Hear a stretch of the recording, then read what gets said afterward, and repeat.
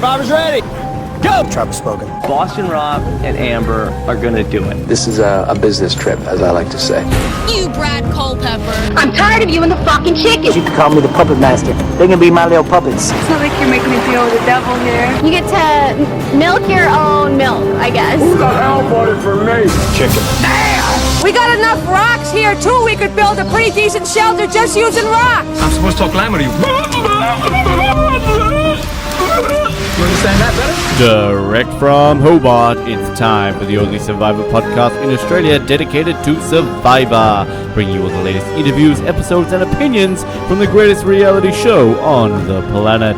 It's Survivor Oz, and here's your host, Ben Waterworth. Hello, everybody, and welcome back to Survivor Oz, Australia's #1 TV and film podcast, as we continue on with our Survivor Second Chance campaign interviews, and it is a huge pleasure to welcome back our next guest to the show. She came on a couple of years ago, talked about her time on the 15th season of China, and I for one know that she's a very popular choice amongst the fans of people who could possibly be on the next season of Survivor. Please welcome back to Survivor Oz, PG Law. PG, welcome back to Survivor Oz.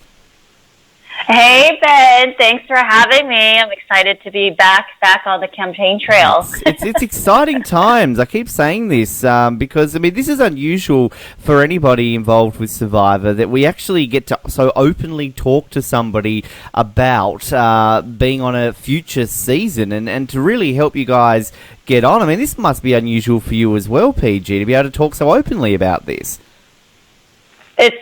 It's overwhelming, I think, to say the very least, to be in this position. I think if you're up for another time going back, you already have so much on your plate trying to get ready just for getting on Survivor or going out there.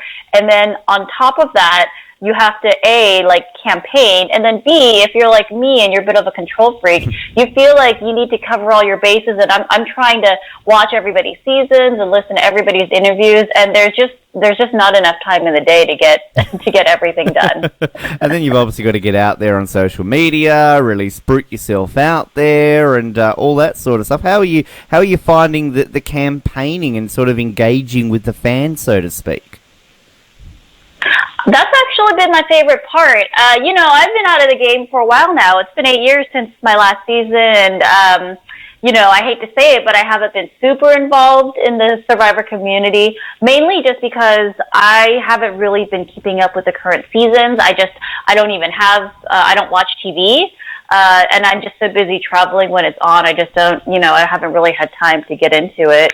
But now that I'm kind of interacting with the fans again and watching Survivor, talking about it, and then it all comes back. I remember how much I enjoy the strategy. I really love seeing all the different characters out there and talking, Survivor has some of the most hardcore fans out there, I think, and it's been awesome being able to talk directly with them. Well, it's interesting sort of with the fan votes and everything, because a lot of people are sharing on social media who they're voting for, what people they're really wanting to see, and for the most part, a lot of the votes I'm seeing, PG, all have you on it. So are you seeing this, and is it kind of getting you a little bit excited that you're in with a real good shot of being on the next season?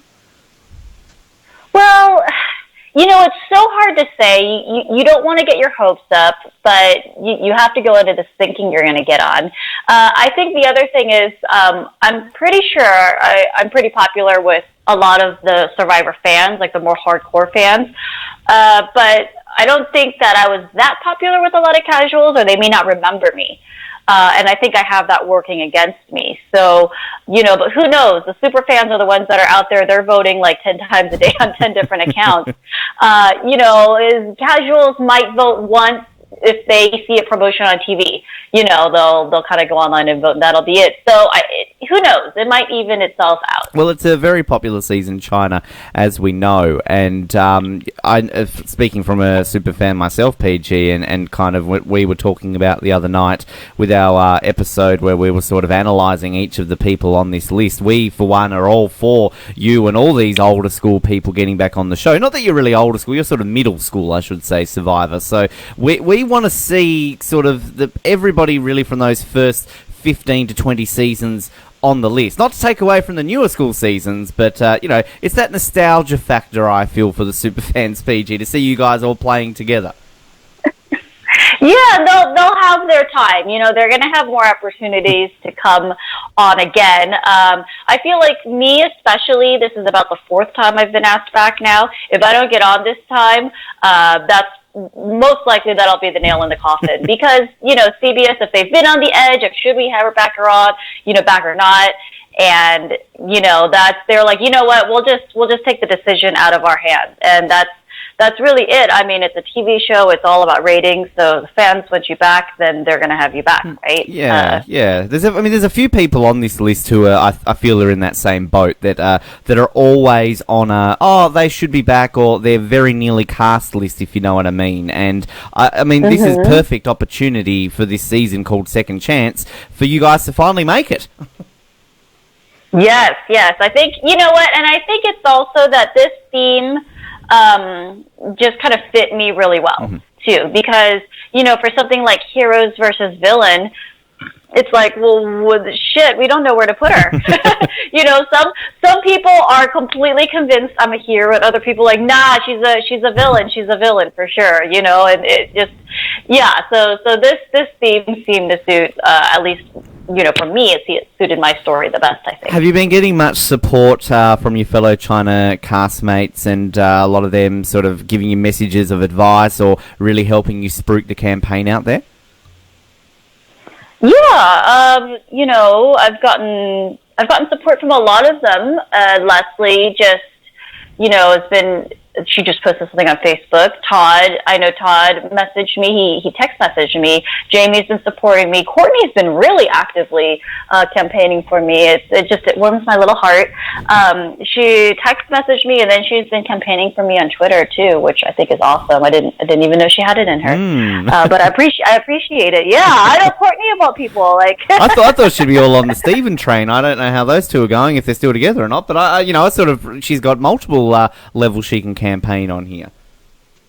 Yeah, no, she campaigns for both of us. Yes. She campaigns for Steven for sure. Brilliant. Now, a question I've been asking everybody who I've been getting on, PG, and obviously we don't want you to name names because we realise the game kind of has already started, given you guys might be out there in a couple of weeks, but are there particular people you've seen on this list that you straight away like, I'd love to work with them, I need to avoid working with them, and you're sort of already getting those thoughts out there for when you're playing in a couple of weeks? I think it's just too hard to kind of make any prejudgments like that right away. You really never know how everybody's going to mesh together organically. You don't know who's going to be on your tribe anyway. I think just off the bat, of course, it's probably easiest. Everyone's going to say they want to work with those who have seemed the most trustworthy. But you don't really know how people are going to play the second time around. You know what I mean? Yeah. I plan on playing a little bit differently this time. I think I need to relax and chill out a little bit more and just get to know people. I think that was a big downfall for me. So you have to be able to just stay fluid, I think. I'm not going to name any names. No. We're not expecting anybody to because, as I said, it's kind of an interesting bit because you guys are out there campaigning, of course, to get the fans' votes. But there are some of the people on this list who are on social media who, in their own ways, are trying to start certain things up we're aware of. So it's a lot of mind games, I feel, between the 32 of you to even sort of, before you even start. And that's what gets difficult is when, you're out there, you're like, yeah, it's a game, no hard feelings.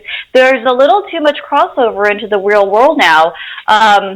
Even on Twitter, just this morning, there was a former survivor, I think John Carroll, he was on our cases, and he tweeted out there, he goes, hey, I'm getting a lot of PG fans are telling me I should put you on the ballot. He's like, PG, he goes, who should I bump off for you? And I was like, I'm not getting caught. I think when my reply to him was like, I'm not going to get all Hunger Games on this just yet. Like, I'm not, I don't want to do a dirty campaign. I don't need to tell him to bump any particular person off. And I'm glad that so far there hasn't been too much of a smear campaign against any certain contestants. Like, I don't want that. I don't think that's fun. I haven't seen any. That's a very good point, actually. It's actually been quite clean, I will say, in that aspect that from the fans' perspective and from what I've seen, there really hasn't been a whole lot of, don't vote for this person. It's all been fairly like, hey, vote for this person rather than don't vote for this person.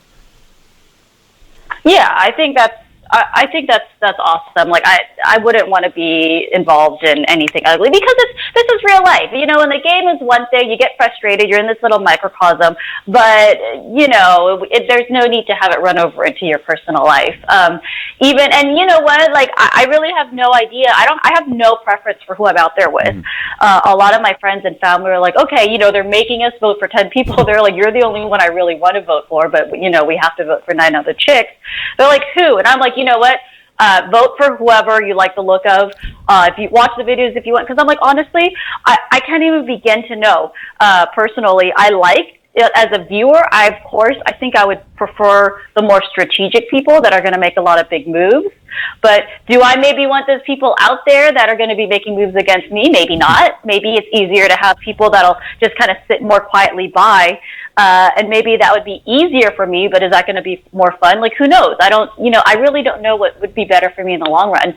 So, and I can't be trying to control everything. I'm going to lose my mind if I do that. It seems that way. I mean, one thing that I guess would be interesting, because as you mentioned, you're sort of going over a lot of the seasons and that you've missed to be able to catch up on some of the people that are out there. But if you're out, actually, I'm not going to say if, sorry, PG, when you're out there playing season 31, of course, there's a couple of people on this list who are super fans of the show. I'm looking at people like Shireen, Max. We've just seen it on season 30. That's half the reason why they were targeted.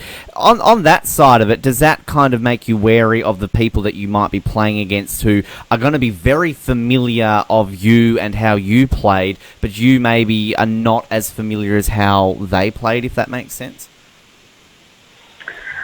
The super fans are a funny breed because we've seen it work really well, and then we've seen it blow up in their faces. So I think it's hard to say categorically that they're going to do well or not. Like, on my season, the only super fan really was somebody like Todd or Leslie. Todd did amazing. He won, and, Leslie was voted up pre-jury. So a lot of it just comes down to who you are as personality-wise, right? It may or may not matter. Who knows? I think one thing that we should pay particular attention to is the fact that Jean Hu is finally getting some love in terms of the original Jean Hu. We can count James sort of because he was, Jean Hu for a little bit. But, PG, you're representing the yellow right now from Survivor China. Yeah, woohoo, John Hu. Well, it's a season, sort of going back to what I said about how popular it is. Again, it's sort of still surprising to this day that you've only had, Amanda, Courtney and James return from it. So, this is where I think a lot of people love your season from the superfans' perspective. So, we're all behind it. We want to see more China people return. Yeah, you know what? I wish that we had more China people coming up for this season because I think it would be so much fun if I got to play with some of my former castmates. And I'm a little jealous of the people that get to go back on there with people that they've already played with. They're already really familiar with them and their personalities. They have those relationships already. That's probably my biggest worry is, I don't have really relationships with anybody else that's on the list. So that could be a really big liability. Maybe it'll be good because people know that I don't really have any loyalty to any particular people. So, I'm kind of up for grabs. They can use that. Just putting it out there because I know a lot of people are telling you to align with people and do this and do that, and I'm just putting my 2 cents worth in PG. If you get out there, align with Kelly Wigglesworth and T-Bird. There you go. There are 2 people from this, by themselves from their seasons, and that would be a great alliance. PG, Kelly Wigglesworth, and T-Bird. I'd watch that. I appreciate all the advice you have to give me. You talk about this every day. So, PM me all of your advice later, okay? Cool. And I expect it to be called the Survivor Oz Alliance, so we can have the hashtag Survivor Oz Alliance up on the screen. Any free publicity PG will take. Yeah. I think in some sense the old schoolers might have to try to band together. Who knows? Because you just have so many people from the recent seasons that all played together. There's like 4 people from Kagaya, there's like 4 people from Blood versus Water. There's 5 people on the ballot that are from this current season. You know what I mean? Like, it's so heavily skewed towards those newer seasons. 22 people from the last 10 seasons, and only 14 people from the first to middle. Actually, no, that doesn't make sense. How am I doing my maths? 10. No, 11. What am I doing? I can't even work out my maths in my head. All I can say is 22 people from the last 10 seasons, and that would make 10 people from the first 20 seasons, if my maths are correct. So, yeah, the newer seasons there, PG, are getting a lot of love. That's what I'm trying to say. Yeah, I'm worried. I don't want it to be just a slaughter, leading all us old goats to slaughter out there, because not only are there so many people from the more recent seasons that who knows, maybe they've been interacting with each other a lot. They're going to, the events and things like that. But the gameplay has changed so much that I think people that played in the newer seasons, they kind of know what's up a little bit more. Everybody knows to go out and start looking for immunity idols immediately. Survivors does this thing so much where anybody's sent away on their own to make any kind of decision or anything. You know already that's probably like, do they get a clue or do they get food? We didn't really have a lot of these little twists and turns on my season, especially. Like, mine was pretty old school too. So, I worry about that a little bit. I got to kind of be on my toes a little bit more. You mentioned in terms of coming back and how you'd sort of change things up a little bit about the relationships and that you would form. I mean, is there anything else that you feel also that you need to change up a little bit, or that you're looking at playing a second time around differently from your first time in China? Look, my first time out there in China, I was like, it's like when you're a teenage boy and you're going out dating for the first time and you want to get laid and you're just real obvious about it. Constantly you're in their face, you're trying a little too hard. And I think now, I'm a little bit older. I'm like the more smooth guy. He's willing to throw the bait out, and he takes his time. And, so hopefully now I'm a little bit older and I'm a little bit more relaxed. I think that'll help me a lot, just not be so manic and play so hard. Survivor is about relationships. That's the biggest thing that I've taken from there. And actually, even after my time out there, I learned a lot on how to adjust my personality, even just for my own life and in work, how to work with people better. So now hopefully it'll come full circle, and I'll take some of those people skills that I've learned in these past 8 years, and maybe I can apply them now. Work my charm a little bit. Work your charm a little bit. I love that analogy there, PG, about the teen. I love that. That's great. I'm going to use that more. That's a lesson in life right there, actually. That's from a personal level too, PG. That worked. So good job. Well, you know what? I've been single for the past 5 years. That's a lot of first dates that I've been on in 5 years. And I've gone out with guys from all age ranges, and that's one of the biggest things that I noticed. I actually went out with a 24-year-old. Wow. I don't know what I was thinking, but I was like, you know what? Why not? We'll just see. Who knows? And right away, I was like, no, this is like right away. He's like, oh yeah, why don't we go to this bar? It's right by my house. And I'm like, this is so, it's so obvious. And like, it was just laughable. And then, the next week you're going out with these other guys that are happy to sit and wine and dine you and chat you up. They take their time, and it's a longer game, but it'll maybe be more fruitful in the long run. These are things I'm learning. You could find love out there on season 31, PG. I'm just trying to see who we could matchmake you with, perhaps. What are your thoughts on let's see here, Vetus? No, he just had a kid. He's not single. I'm sorry, I'm just going through this. Everybody's so old out there now. I think they're almost everybody's like married and has kids practically. Yeah, I'm just thinking I'm just looking through the males. I don't know who's single out of them all. That's the problem. Yeah, gee. Oh well. Maybe we won't go that route then, PG. Okay. That's just another factor I don't even want to try to consider at this point. I'm not sure. I'm not sure if Joe's single. I mean, Joe's 25. He's young, buff guy. There you go. Just we'll keep an eye out for PG Joe Love out there in season 31. Oh.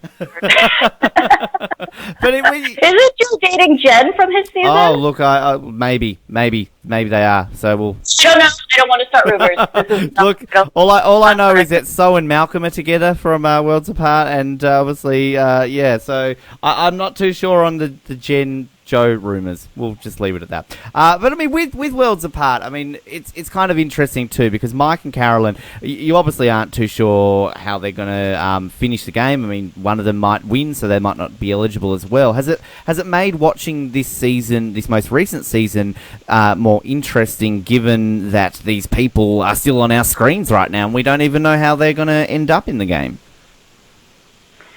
Yeah, and you know what? And I know that Carolyn and Mike aren't allowed to do any interviews or campaign because they're still in the season. Yeah, so it's got to be especially hard for them. You know, and in fact, I think it's hard for anybody that's going straight from one season and then having to start another. I don't know if it's easier or harder. It's easier in the sense that your head has been in the game. Mm-hmm.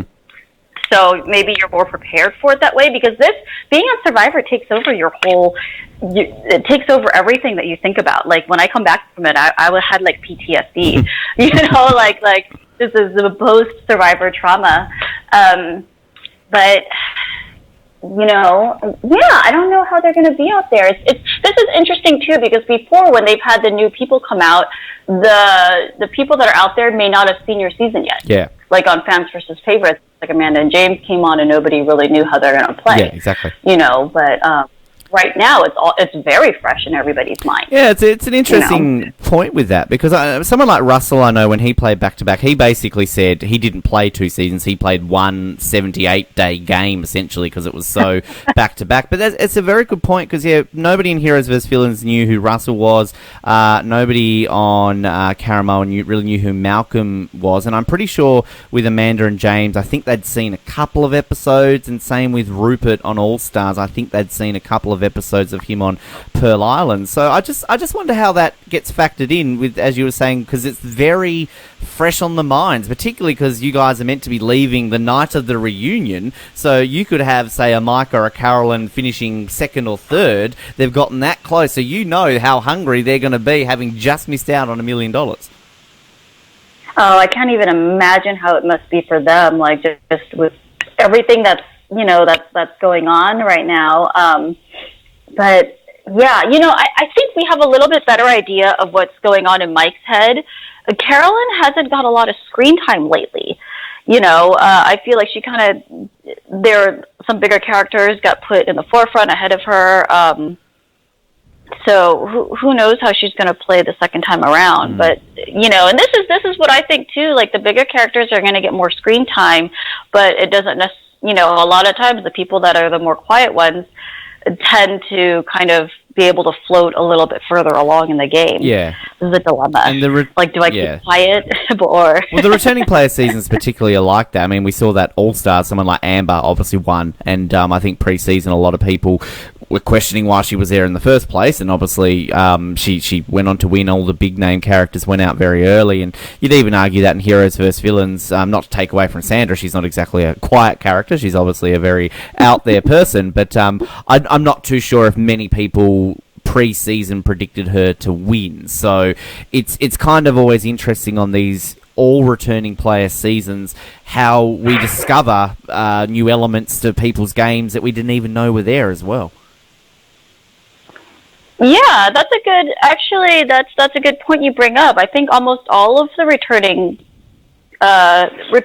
player seasons have been won by those type a woman, huh? Yeah, they have actually. That's except for Tyson. Tyson bucked that trend, and Cochran actually. Now that I think of it, but Cochran, yeah. But no, there was a trend there for a while that it was females. Well, Boston Rob as well. Actually, I'm just thinking about all the males that had won on their returning player. But on an all returning player season, we've only had the 2. It's been a female, of course, Amber and Sandra, that won those seasons. PG. So there's some food for thought.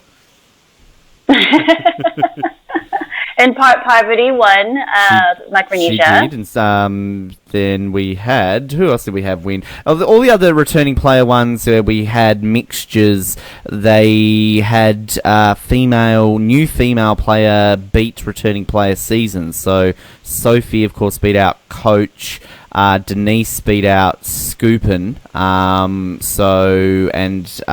Danny beat out Stephanie on Guatemala. So it's interesting, kind of the success rate more so of the females with returning players than males. So there you go.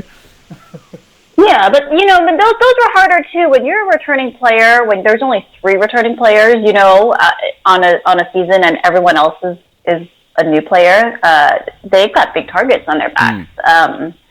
I think it's amazing they were able to go as far as they did anyway. Yeah, very true. Now, PG, I want to give you a few moments here to open the floor, to campaign, say whatever you like, and feel free to plug all your social media. We'll tag it all on the article that we'll put up with this interview, of course. But for the fans that are listening to this, they might be on the fence. They're thinking, do I vote for PG? Do I not vote for PG? This is your opportunity. Sell yourself to them, PG. Make them vote for you. All right, guys. In case you don't remember, my season with Survivor China, I had a lot of big moves out there. I think I was one of the first ladies to throw a challenge to help my team out. I won 2 immunity challenges. I won 1 reward challenge. So, I'm no slouch in that department. I looked I was a little bit bitchy, a little bit whiny in my season, but, I've learned a lot about myself since then. I'm determined to come back and be more fun and be more friendly, but I'm still going to be a little bit fiery. I still got a mouth on me. So, there'll be the drama that you guys like watching. And, and hopefully there won't be any ugliness. I think I was a very loyal person out there. Some people like to see that. I like to see that a little bit, but I'm not afraid to switch it up too. So I'm willing to make moves, and I think that's what people want to watch. They want somebody entertaining, and I'm willing to be that person for you. So vote me to go back out there, and you guys won't regret it. I will make everybody proud. Fantastic. That was great. Vote Peachy. It's magnificent. I will say best of luck with everything, because look, this time in a week and a half, you're very realistically going to be out there filming. So it's very exciting times, and I personally want to see you out there, PG. I'm not just saying that. You can listen to our preview episode. We did talk you up, so that's what we want. And look, we look forward to getting you back on the show in several months to talk about your win, of course, on season 31. I appreciate that, Ben. I love all my Aussie fans. I love Australia. I spent some time living in Sydney, as you know. Mm-hmm. So I'll be more than happy to come back on the podcast anytime. Beautiful. And we're trying to spruik it out there a little bit too. Of course, if you do win, feel free to come out to Australia, and we can always do the interview in person. Yeah, that sounds like a great idea to me. And there you go, PG Law. Always a lot of fun to get her on the show. And China, magnificent season, such a good season. And we do need to see more people return from that cast. It was such a good cast, and everything about it was great. So to see PG playing out there would be fantastic. She's on my ballot. Again, not meant to be biased on this show, but can't quite help it sometimes. So vote 1 PG and get her back on the show. Right now, though, you're filled to the brim with all these second chance interviews. No doubt there's plenty, not only from us, from all other shows, but we've got plenty more to come. Just about to sit down with Abby Maria and chat to her about her chances of coming back, and we've got several more lined up in the coming days too. As always, get your questions in. If you've got anything specific for any of the people, we will ask it to them, and of course we will put listener questions up in terms of people who we haven't had on the show before. So we did that yesterday with Keith and Monica, and we do have lined up this week Stephanie and Stephen, who we've never had on the show before. So get your listener questions in already to them, but we will put up a separate post for them as well. In the meantime, thank you for tuning in to the PG Law Second Chance campaign interview. My name is Ben, the Tribe has spoken. We will speak to you next time on Survivor Oz on The Trains.